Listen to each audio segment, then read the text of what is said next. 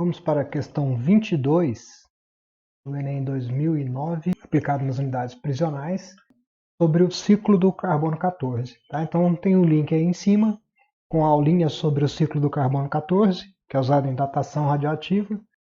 Os cientistas conseguem determinar a idade de um fóssil com menos de 40 mil anos de idade. Tá? Aqui não fala, mas é a partir de 100 anos também, tá? A idade mínima para utilizar o método carbono 14, ou carbono radioativo. Isso é feito a partir da relação existente entre a quantidade de carbono 14 restante no fóssil, isso aqui é importante para a resolução, e a quantidade de carbono 14 em uma espécie semelhante à atual.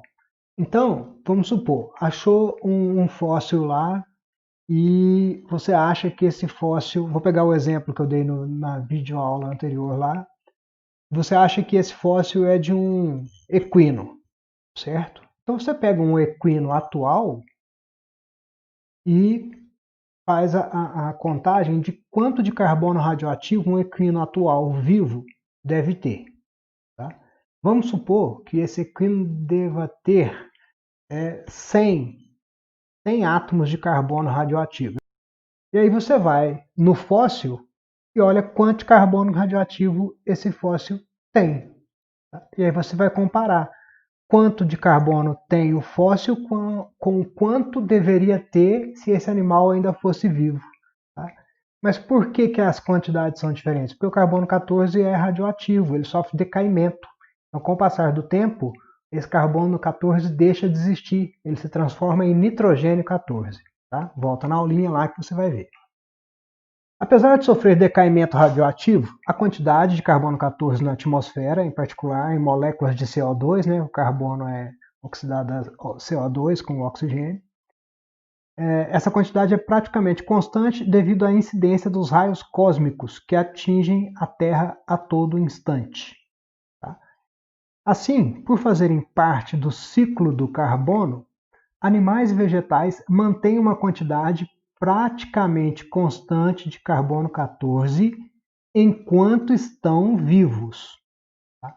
Por quê? O carbono 14 que a gente ingere, seja por meio da alimentação ou no caso das plantas por meio da fotossíntese, esse carbono 14 ele se desintegra, ele deixa de ser carbono 14. Mas o tempo todo a gente está se alimentando, o tempo todo as plantas estão fazendo fotossíntese, e o tempo todo a radiação cósmica está transformando o nitrogênio 14 em carbono 14. Então é um ciclo constante. Tá? Porém, quando morrem, cessa a entrada de carbono no organismo e esse número vai diminuindo à medida que o carbono 14 sofre o decaimento radioativo. A meia-vida do carbono 14, você já sabe o que é meia-vida, né? É o tempo necessário para que metade dos átomos radioativos de uma amostra decaia. É de 5.730 anos. Então vamos supor o cavalinho que eu tinha falado no começo. Vamos supor que um cavalo atual vivo tenha 100 átomos de carbono. Se esse cavalo morrer hoje, ele vai parar de ingerir carbono. Então a quantidade de carbono 14 nele hoje é 100. Daqui a 5.730 anos, vai ter passado uma meia-vida.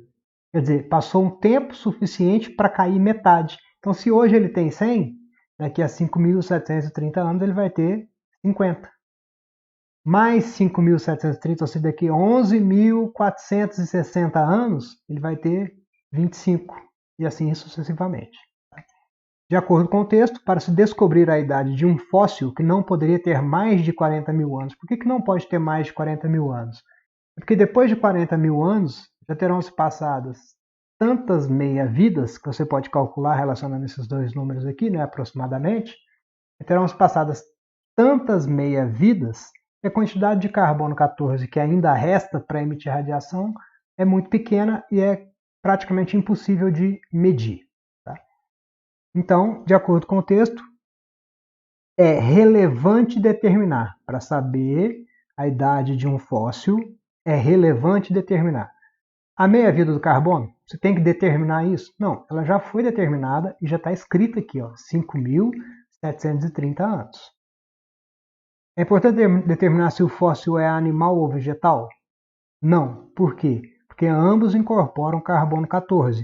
O animal pela alimentação e o vegetal pela fotossíntese. É relevante determinar se o fóssil tem mais de 5.730 anos? Não, você quer determinar a idade dele. Se ele vai ter 5.730 ou mais ou menos, é o que você vai descobrir. Tá? Se ele tiver exatamente 5.730 anos, quer dizer que se passou uma meia-vida.